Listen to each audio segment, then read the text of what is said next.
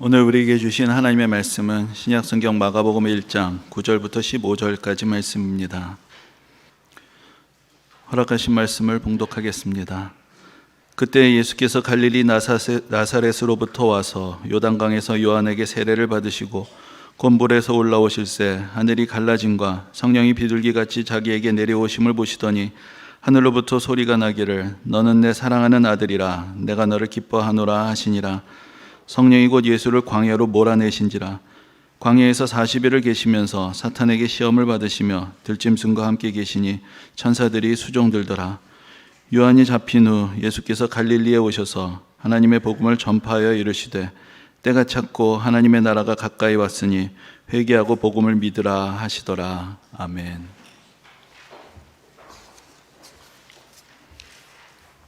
제가 신학교에 입학하고 나서 얼마 되지 않았을 때 이렇게 따로 있는 강의실 건물이 하나 있었는데 그 뒤편에서 이상한 소리가 나는 것을 듣게 되었습니다. 이게 기도 소리 같지는 않고 무슨 고함 치는 소리 같기도 하고 뭔가 이렇게 소리를 지르는 것 같은데 이게 무슨 소리인가 좀 알 수 없는 소리가 나서 약간 좀 무섭게 느껴지기도 했습니다.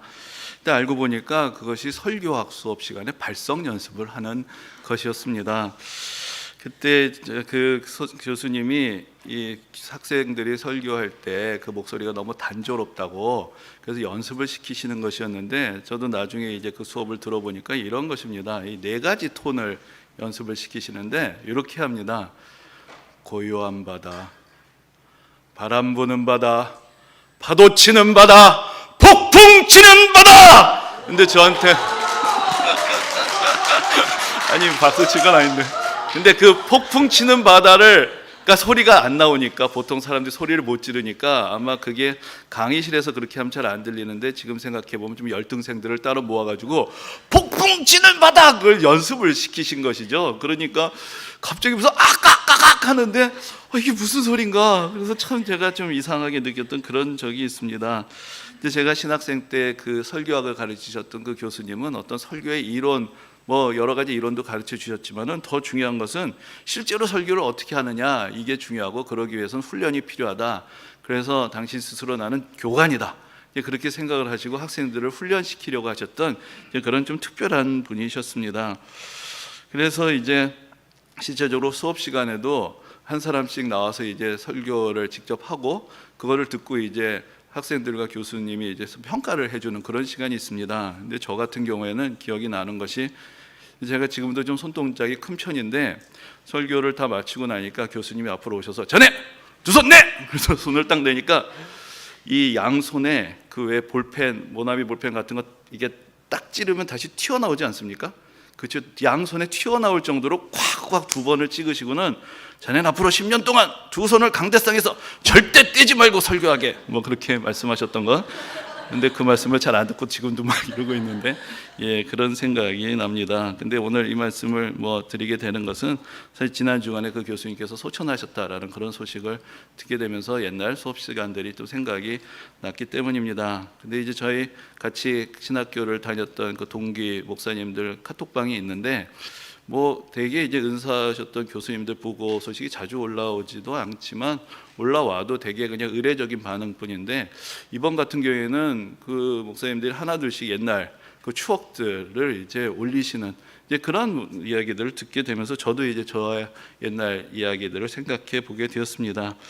근데 아마도 많은 분들이 그 시간, 그 수업 시간을 특별히 기억하게 되는 것 중에 이제 그 가장 많이 나오는 이야기 하나가 있는데 그게 또 무엇이냐면은 그 마지막 시간입니다. 근데 마지막 시간에 이제 십자가 목걸이를 하나씩 다 가지고 오셔서 수업을 마친 학생들에게 하나씩 이제 걸어 주셨는데 그 십자가 목걸이 이렇게 써 있었습니다. 성언 운반 일념.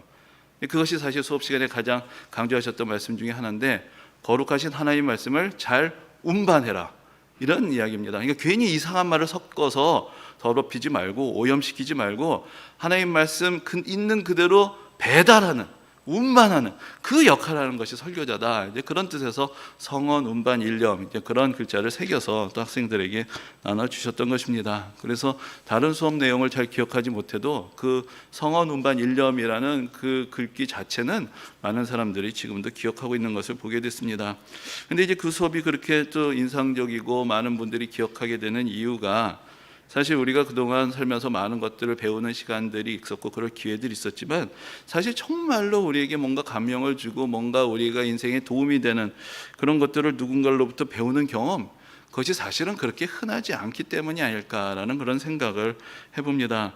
우리가 사실 시간이 가면 갈수록 뭔가를 배운다는 것, 그것이 점점 더 어려워집니다.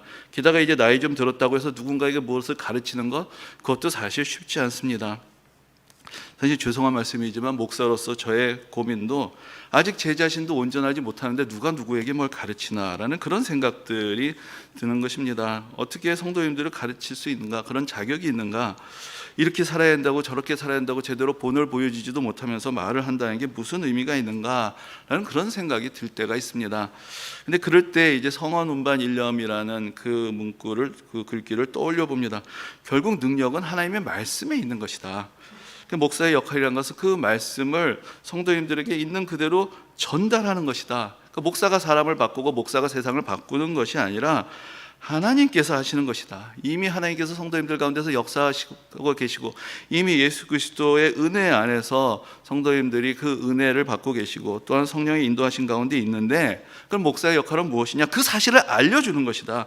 하나님이 여러분들을 사랑하신다, 하나님께서 역사하신다, 예수 그리스도가 여러분들을 구원하신다, 성령께서 여러분들을 인도하신다, 그것을 들려주고 깨우쳐주고 생각하게 하고 주목하게 하고 그 음성을 따라 살아가도록 옆에서 격려하고 돕는 역할, 그것이 아니겠는가, 그런 생각을 해보는 것입니다. 그래서 전에 한번 말씀드린 적이 있는데, 뭐 좀 외람된 말씀이지만은 제가 스스로 갖고 있는 일종의 목사관이 몇 가지 있는데, 그 중에 하나가 세파트 목사론이라는 것입니다. 이게 뭐냐? 여러분, 세파트라는 개가 있죠. 근데 세파트라는 말하고 목자라는 뜻의 셰퍼드라는 말은 어원이 같습니다. 그래서 이제 우리가 그 독일 셰퍼드독, 그러니까 독일의 양치기 개를 우리가 세파트라고 부르는 것인데, 여기서 세파트는 목자가 아니고 개죠.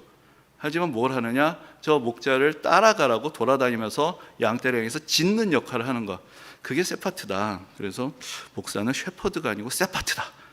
그래서 짖어야 된다. 폭풍 치는 바다! 이렇게, 여러분들 그렇게 살면 안 돼요! 하고 이렇게 좀 지르고, 주님을 바라보세요! 뭐 이런 거 하는 게, 그게 목사의 역할이 아니겠는가, 이제 그런 생각을 해보는 것입니다. 근데 여러분, 오늘이 사순절의 첫 번째 주일입니다. 사순절은 예수님께서 행하셨던 일들, 또 예수님의 고난과 십자가의 의미를 우리가 다시 한번 되새겨보는 이제 그런 시간들이 됩니다. 근데 이제 오늘 본문은 그 중에서도 예수님께서 본격적으로 사역을 시작하시는 그 장면을 우리에게 보여주고 있습니다. 근데 이 장면은 마태복음, 마가복음, 누가복음 모두에 다 나오는 장면인데, 마가복음의 특징이란 것은 이 모든 것들을 매우 간략하게 보여주고 있다는 것입니다. 다른 복음서에는 예수님이 세례 받으신 장면도 더 앞뒤의 맥락에 따라서 더 자세하게 나오고, 또 세 가지 시험을 받으셨던 그 내용 하나하나를 다 전해줍니다. 근데 마가복음은 오직 세례를 받으시고 시험을 받으신 것을 간략하게 서술해줘서 오히려 한눈에 우리가 이것을 볼 수 있게 해준다는 데 장점이 있습니다. 그래서 예수님께서 세례를 받으시고 시험을 받으신 후에 이제 하나님 나라를 선포하셨다라는 것을 우리가 일목요연하게 볼 수가 있게 되는 것입니다. 그런데 이 장면이 예수님의 생애에서 갖는 중요한 의미가 있습니다. 보통 어떤 위대한 인물의 생애나 아니면 신화의 전설에 나오는 그런 영웅들의 이야기를 보면은 대부분 어떤 공통의 틀이 하나 있는데, 그것이 어떤 중요한 계기나 과정들이 있다라는 것입니다. 그래서 어떤 각성의 계기나 성장의 스토리, 또 혹은 극적인 반전의 이야기들이 등장합니다. 그래서 자기의 능력을 깨닫지 못하고 어려운 일을 겪던 주인공이 어떤 계기로 자기의 능력을 각성을 합니다. 또 아니면 어떤 평범한 주인공이 여러 가지 시련을 겪으면서 점점 성장해 갑니다. 아니면 또 방탕한 삶을 살던 주인공이 어떤 계기로 삶의 극적인 전환을 이루게 됩니다. 그래서 그 사람들이 본격적으로 업적을 쌓고 활동을 하는 것을 보여줍니다. 그런데 예수님의 일생에는 그런 각성, 그런 성장, 그런 반전의 이야기가 없습니다. 반대로 복음서가 보여주는 예수님의 생애는 이미 하나님의 아들로 이 땅에 오신 예수님께서 낮아지시는 그런 과정을 우리에게 보여주는 것을 깨닫게 됩니다. 그래서 낮아지셔서 세례를 받으시고 낮아지셔서 시험을 받으시는 것을 보여주시는 것입니다. 오늘 본문에 보면은 예수님께서 세례를 받으실 때 성령이 비둘기같이 예수님에게 임하시고 이어서 너는 내 사랑하는 아들이라 내가 너를 기뻐하노라 라는 하나님 음성이 울리는 것을 우리에게 들려줍니다. 이 자리는 마치 예수님의 메시아로서의 대관식과 같은 그런 자리였습니다. 예수님이 하나님의 아들이심이 선언되고 알려지는 그런 자리였기 때문입니다. 근데 이 자리가 사실은 우리가 좀 생각해보면 참 이상한 자리입니다. 여러분, 본래 세례라는 것이 무엇입니까? 세례라는 것은 우리에게 그렇듯이 죄인이 자기의 죄를 고백하고 그 죄를 용서받고 씻음받았던 것을 확인하는 그런 예식입니다. 그런데 예수님은 죄가 없으신 분이십니다. 그런데도 세례를 받으셨습니다. 그것은 예수님께서 우리와 같은 죄인으로 연약한 인간을 이 세상에 오셨는데 시험을 이겨내시고 시련을 이겨내시고 그렇게 승리하셔서 그래서 메시아의 타이틀을 얻으셨다, 이렇게 되어가는 것이 아니라는 것을 보여줍니다. 바로 하나님의 아들로서 이 땅에 오셔서 그 예수님께서 우리 죄인의 자리에까지 낮아지셨다라는 것을 보여주는 것이 바로 예수님의 세례의 의미가 되는 것입니다. 그리고 또한 예수님께서 이렇게 겸손하게 낮아지셨던 그 자리가 아이러니하게도 예수님이 바로 하나님의 아들이시다라는 영광스러운 음성이 선포되는 또한 그런 자리가 됩니다. 여기서 이제 하나님의 아들이라는 것이 무엇을 의미하느냐를 우리가 조금 더 생각해 보아야 할 것입니다. 하나님의 아들이라는 것은 영광스러운 타이틀만이 아닙니다. 하나님께서 만드신 세상, 하나님이 사랑하시는 이 세상의 모든 사람들을 사랑하고 그들을 구원하시기 위해서 예수님 당신이 하나님의 아들로서 누리셔야 하는 그 모든 것을 기꺼이 포기하실 수 있는 그분이 바로 하나님의 아들이시다, 그것을 오히려 우리에게 역설적으로 보여주는 것입니다. 여러분들 잘 알고 계시듯이 솔로몬의 재판의 이야기를 보면 누가 진정한 어머니였습니까? 자기의 자식을 살리기 위해서 어머니로서의 나의 권리를 포기하는 그 사람이 진짜 엄마였습니다. 자기가 내가 내 아들이 아니어도 좋으니까 이 아이를 살려달라, 나는 이 사람의 아이가 아니다라고 이야기할 수 있는 그 어머니가 진짜 어머니였던 것입니다. 바로 하나님의 아들이라는 것도 내가 하나님의 아들이니까 너희들이 이만큼 나를 대접해야 된다라는 그러한 마음을 가진 사람이 하나님의 아들이 아니라 하나님께서 이 세상을 이처럼 사랑하시는, 이 세상을 구원하시고자 하시는 그 뜻을 위해서 모든 것을 포기하고 내려놓으시는 그분이 바로 하나님의 아들이신 것입니다. 그래서 하나님의 아들 되심의 의미가 무엇인지가 바로 그 뒤에 사실 예수님의 시험의 이야기에 사실 함축이 되어 있습니다. 근데 오늘 본문에 보면 참 이상한 표현이 하나 나오는데, 예수님께서 그 세례 받으실 때 비둘기와 같이 부드럽고 온유하고 평화롭게 임하셔서 예수님이 하나님의 아들이시라는 그 하나님의 음성을 우리에게 들려주셨던 그 성령께서 오늘 성경의 표현대로라면 바로 이어서 예수님을 광야로 몰아내십니다. 몰아내신다는 표현은 사실 매우 거친 표현이 되는 것이죠. 우리가 이 맥락을 조금 이해해 보자면은 마치 이런 것 같습니다. 너는 내 아들이다라는 하나님의 영광의 음성이 들리는 그 자리에 계시는 예수님에게 성령께서는 지금 예수님이 하셔야 될 일은 이렇게 영광 받으신 데 계시는 것이 아니시옵니다. 그러니까 이제 하실 일이 있으시니까 빨리 광야로 가셔야 됩니다 하고 예수님을 이렇게 이끄는 이제 그런 장면들을 우리가 연상하게 됩니다. 성령은 하나님의 아들이신 예수님께서 계셔야 하는 이 곳이 어디인지를 우리에게 강력하게 보여주시는 것입니다. 예수님은 하나님으로부터 멀어지셔서 시험과 유혹을 받으신 것이 아닙니다. 예수님의 시험 받으심 자체가 하나님의 아들로서 이 땅에 오신 예수님의 사역이었습니다. 죄인의 자리에 내려가셔서 죄인과 함께 세례를 받으신 그 예수님은 이제 이 세상의 시험과 유혹에 시달리는 바로 우리의 자리에 함께 오셔서 시험을 받으시고 또 우리와 함께 하기 위해서 이 땅에 오신 분이심을 보여주셨던 것입니다. 근데 여러분, 또 한번 우리가 생각을 해보면 사실 예수님이 사탄 따위에게 시험을 받으셨던 것 자체가 말이 안 됩니다. 예수님은 하나님의 아들이시고 하나님과 동등한 영광과 권세를 가지신 분인데 감히 사탄이 예수님을 흔들 수가 없습니다. 그런데도 예수님이 사탄에게 시험을 받으셨다는 것은 이제 예수님께서 소위 말해서 계급장을 다 떼시고 우리와 같은 낮은 자리로 내려오셨다라는 것을 의미하는 것입니다. 그래서 이제 성경을 우리가 읽을 때 성경에 기본적으로 전제가 되어 있는 세 가지 세계가 있습니다. 그것을 다른 말로 하면 삼층천. 그래서 옛날 성경 번역에 삼층천이라고 되어 있다가 지금 우리 개역개정에서 셋째 하늘이라는 말로 조금 바뀌어 있는데 그 이야기가 한 번 나오는 것이 이제 고린도 후서에 바울이 사용하는 표현 중에 그 이야기가 잠깐 한 번 나옵니다. 그래서 세 개의 하늘이 있다라는 것을 우리에게 보여주는 것이죠. 그럼 첫 번째 하늘은 무엇인가? 저 푸른 하늘, 뭐 푸른 하늘 은하수, 저 하얀 쪽벤, 저 푸른 하늘, 저게 첫 번째 하늘입니다. 우리는 저 하늘이 높다고 하지만 그 하늘은 인간이 살아가고 있는 우주 공간의 일부입니다. 우리는 인간이 그래서 우주선을 타고 저 우주 공간으로 나가고 달에도 가는 그런 세상을 살고 있지만, 어차피 이 물리적으로 우리가 보고 관측할 수 있는 이 하늘이라는 것은 이 인간이 살아가는 우주 공간의 일부에 지나지 않는 것입니다. 그럼 그 위에 또 다른 세계가 있는데, 그것을 다른 말로 하면 공중의 권세 잡은 자들이 다스리는 그러한 세계가 있습니다. 이것이 바로 사탄의 영역입니다. 그러니까 1층 위에 2층에 있는 것인데 더 높은 곳에 있는 존재가 더 큰 권세를 갖습니다. 그래서 사탄의 인간을 지배하고 다스릴 수가 있는 것입니다. 그러면 3층은 무엇이냐? 바로 그 공중의 권세 잡은 사탄 위에 하나님의 보좌가 있는 것입니다. 그것이 셋째 하늘이고, 그것이 하나님의 권세, 하나님 나라의 영광이 펼쳐지는 곳입니다. 하나님의 보좌는 사탄의 권세 위에 있기 때문에 아무리 사탄이 자기의 권세를 가지고 이 세상을 장악하려고 해도 사탄의 권세를 깨뜨리시고 모든 능력을 행하실 수가 있는 것입니다. 그래서 본래 하나님께서 창조하신 세계는 이렇게 나누어져 있지 않았습니다. 사람들의 자리는 하나님의 나라 안에 있었습니다. 그런데 인간이 죄를 지으면서 사탄의 권세 아래로 떨어지게 되었고, 인간과 하나님의 거리가 멀어지게 되고, 그 사이에 사탄의 세계가 생기면서 이렇게 세 개의 하늘, 세 개의 세계로 나눠지게 된 것입니다. 그래서 나중에 여러분들 요한계시록을 보시면 그 마지막에 하나님의 보좌가 우리 가운데 있다라는 그런 말씀이 있습니다. 이제 그 중간에 있는 악한 세계는 하나님의 최후의 심판으로 다 소멸이 됩니다. 그리고 나서 이제 하나님의 보좌가 바로 우리 가운데 있고, 이제 우리가 하나님의 은혜 안에서 영원토록 영원한 생명을 누리고 살아가게 되는 그런 마지막의 영광스러운 삶을 우리에게 보여주고 있는 것입니다. 근데 지금은 우리가 1층에서 하나님과 멀어져서 살아갑니다. 이 1층에 사는 우리가 2층에 있는 사탄의 권세를 이길 수 있는 힘은 저 3층에 계신 하나님의 능력을 의지하는 것밖에 방법이 없습니다. 하지만 우리 스스로 3층까지 올라가서 그 능력을 가져올 수가 없습니다. 그래서 사탄의 권세 아래에 있는 우리가 이 2층에 있는 악한 권세의 방해 때문에 올라가지 못하는 우리를 위해서 하나님께서, 예수 그리스도께서 이 땅에 내려오신 것입니다. 그래서 우리가 하늘의 권세를 버리고 이 땅에 오셨다라고 그렇게 표현을 합니다. 사탄을 다스릴 수 있는 권세를 가지신 분이 사탄의 권세 아래로 내려오신 것입니다. 그래서 감히 사탄 따위가 이제 예수님을 건드리고 시험할 수가 있게 된 것입니다. 이 사탄의 시험이라는 것은 어떤 면에서 보면은 태초의 인간의 시초인 아담을 시험했던 그 자리를 다시 재현하려고 하는 것입니다. 사탄은 인간을 유혹하여 넘어뜨리고 자신의 하수인으로 삼았습니다.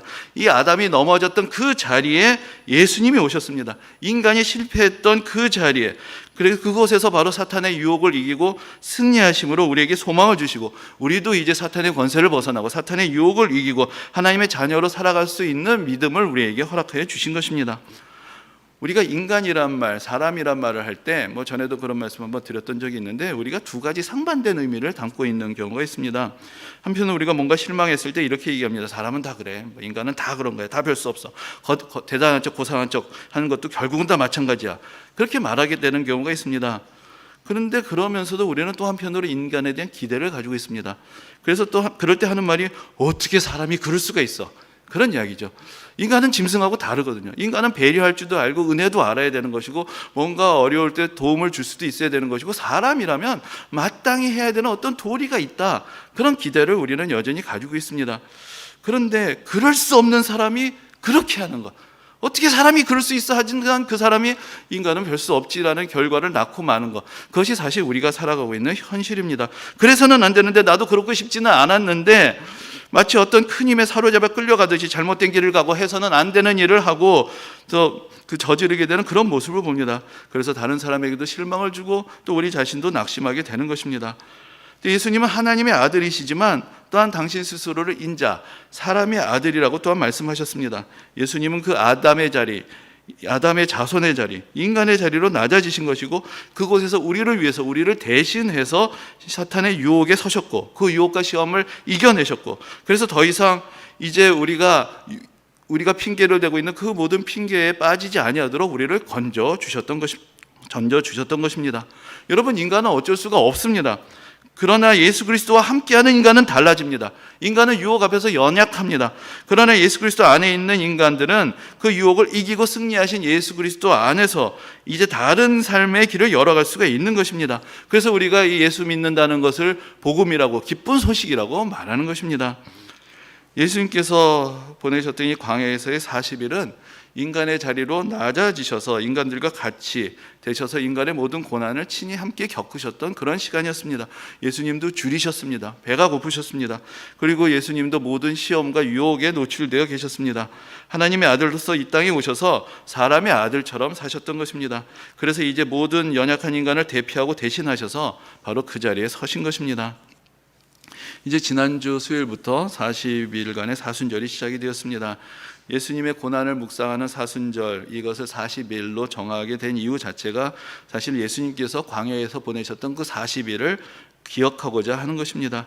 예수님께서 광야에서의 40일을 통해서 하나님의 아들로서 또 이제 사람의 아들이 되어서 우리의 연약함으로부터 우리를 구원하십니다. 이제 아담의 자손으로 살아가며 별 수 없다라는 핑계 속에 살아가던 우리는 이제 예수 그리스도 안에서 예수 그리스도를 믿고 예수 그리스도와 연합함으로 하나님의 자녀로 거듭나게 되는 것입니다. 광야에서 예수님은 홀로 사탄의 유혹 앞에 서셨습니다. 광야에는 예수님과 사탄만이 있었고 어떤 사람도 그 자리에 없었습니다. 그러나 우리는 더 이상 혼자가 아닙니다. 유혹을 이기고 승리하신 예수님께서 우리와 함께 하시기 때문입니다. 너도 별 수 없다, 너는 안 된다, 사람이란 다 그렇다고, 심지어 예수 믿어도 별로 다를 게 없더라라는 그런 낙심과 유혹의 이야기들, 이 세상의 소리들, 사탄의 속삭임을 멀리하고 우리가 사순절 기간 동안 우리가 다시 예수 그리스도에게 주목하고 집중하게 될 때, 우리가 그분 안에 있다는 것을 믿고 의지하게 될 때 우리는 달라질 수 있고 우리 앞에 있는 모든 유혹으로부터 승리할 수가 있는 것입니다. 여러분, 오늘날 세상은 사실 한순간도 우리를 놓아주지 않습니다. 예전에는 텔레비전도 끝나는 시간이 있었죠. 그래서 우리 모두를 애국자로 만들어 주었습니다. 갑자기 동해물과 백두산이 애국가를 들으면서 경건하게 하루를 마치게 되었는데 이제는 텔레비전도 끝이 없습니다. 근데 보니까 공중파에는 또 끝나는 시간이 있기는 하더라고요. 그런데 요즘은 하도 많은 채널들이 있으니까 텔레비전에 끝나는 시간이 있다는 것을 잊어버렸습니다. 여러분, 신문도 옛날에는 조간하고 석간 딱 나오는 시간이 정해져 있어서 그때 세상의 소식을 우리에게 전해주었습니다. 그러나 이제 우리는 24시간 이 세상의 온갖 소리, 온갖 소식에 노출되어 살아갑니다. 텔레비전도 끝나는 시간이 없고 우리가 손에서 내려놓지 못하는 휴대폰은 우리를 얽어매어서 이 세상과 더욱더 24시간 떼어질 수 없도록 붙들어 매고 있습니다. 그래서 들려지는 소리들은 제대로 된 전문가들의 정선된 이야기가 아니라 되지도 않는 소리까지 무분별하게 우리에게 쏟아내고 있습니다. 그 속에서 우리는 이 세상이 만들어지는 그런 소리들에 점점 더 길들여져 가고 이 세상 외에 다른 세상이 있고 이 소리들 위에 다른 소리가 있다는 것을 잊어버리고 사는 것입니다. 그래서 우리에게도 광야가 필요합니다. 우리의 눈을 정화하고 우리의 귀를 정화하고 우리의 마음을 정화하고 우리가 보아야 할 것을 보고 들어야 할 것을 듣고 우리의 마음 가운데 예수 그리스도를 다시 모실 수 있는 그런 시간이 우리에게 필요한 것입니다. 사실 원래 요즘 설교 제목에 좀 공을 들여보려고 하다가 오늘 설교 제목을 인간을 딜리트하다라고 그렇게 붙여보려고 했습니다. 근데 이것도 좀 심하다, 너무하다. 그래가지고 좀 그냥 평범하게 광야의 40이라고 했는데, 여러분, 사실 우리가 다른 사람의 말 때문에 시달릴 때 우리가 무슨 얘기합니까? 서로 얘기를 해줘요. 그냥 신경 꺼. 근데 그게 꺼지면 참 좋죠. 스위치처럼 딱 꺼지면 좋은데 그게 끌려고 해도 꺼지지를 않습니다. 그래서 우리는 들을 필요 없는 말까지 다 들어가면서 그 속에서 낙심하고 또 낙심시키고, 그래서 그야말로 누군가의 말에 대해서 신경을 끄고 싶지만 사실 우리가 하는 말들도 누군가에게는 신경을 끄고 싶게 만드는 이제 그런 삶을 같이 뒤섞여서 살아가게 되는 것입니다. 인간으로서 우리는 또 다른 사람들과 함께 살아야 하고 또 그러면서 도움이 필요합니다. 그러나 또한 그러면서 우리는 중심을 잃고 또한 같이 휘말려 가는 것입니다. 그러나 우리가 진정으로 하나님의 자녀로 새로워지기 위해서는 우리에게도 홀로 하나님 앞에 서는 시간이 필요합니다. 예수님께서 광야로 가셨을 때 사탄이 거기서 자기의 모습을 드러냅니다. 여러분, 우리가 이 세상 속에서 뒤섞여 살아갈 때는 뭐가 선하고 뭐가 악한 것인지 잘 모릅니다. 내 안에도 악의 이야기들이 다스리고 있다는 것을 우리가 잘 깨닫지 못합니다. 그러나 우리가 하나님의 은혜 가운데서 우리의 광야로 나아갈 때, 그래서 하나님 앞에 홀로 서게 될 때, 그래서 우리가 인간의 세계로부터 잠시 눈을 감고 하나님의 음성에 귀 기울일 때 비로소 이 세상에 있는 악의 실체를 보게 되는 것입니다. 이 세상에 악이 있고 우리 안에도 악한 모습이 있다는 것을 비로소 느끼게 됩니다. 그러나 그와 동시에 그보다 더욱더 강력하고 은혜로우신 하나님의 능력이, 하나님의 사랑이 우리와 함께 하신다는 것을 그 광야에서 깨닫게 됩니다. 우리가 예수 그리스도에게 주목할 때 그분이 우리를 위해서 이루신 일들을 우리가 다시 보게 되는 것이고, 우리에게 주신 소망을 깨닫게 되는 것이고, 우리가 이제 무엇을 해야 되는지, 어떻게 살아야 가는지, 어디로 가야 하는지를 우리가 다시 깨닫게 되는 것입니다. 이제 우리가 사순절, 우리 인생의 또 한 번의 40일을 맞이하면서 우리도 또한 광야로 나아가야 할 것입니다. 이 세상의 소란한 소리에서 벗어나는 기도의 시간, 말씀의 시간이 우리에게는 필요합니다. 그래서 그 가운데서 이 세상의 본 모습을 보고, 또 우리의 연약함을 보고, 은혜가 간절히 필요한 우리의 모습을 인정하고, 또한 이미 우리를 위해서 부어주고 있는 하나님의 은혜를 다시 느끼며, 그래서 이제 사단의 유혹을 이기시고 승리하신 예수 그리스도와 함께 다시 일어나서 우리 인생을 더욱더 은혜롭고 아름답고 하나님을 기쁘시게 하는 그런 축복된 인생으로 세워가야 할 것입니다. 이 은혜가 모든 성도님들에게 함께 하시기를 주님의 이름으로 축원합니다.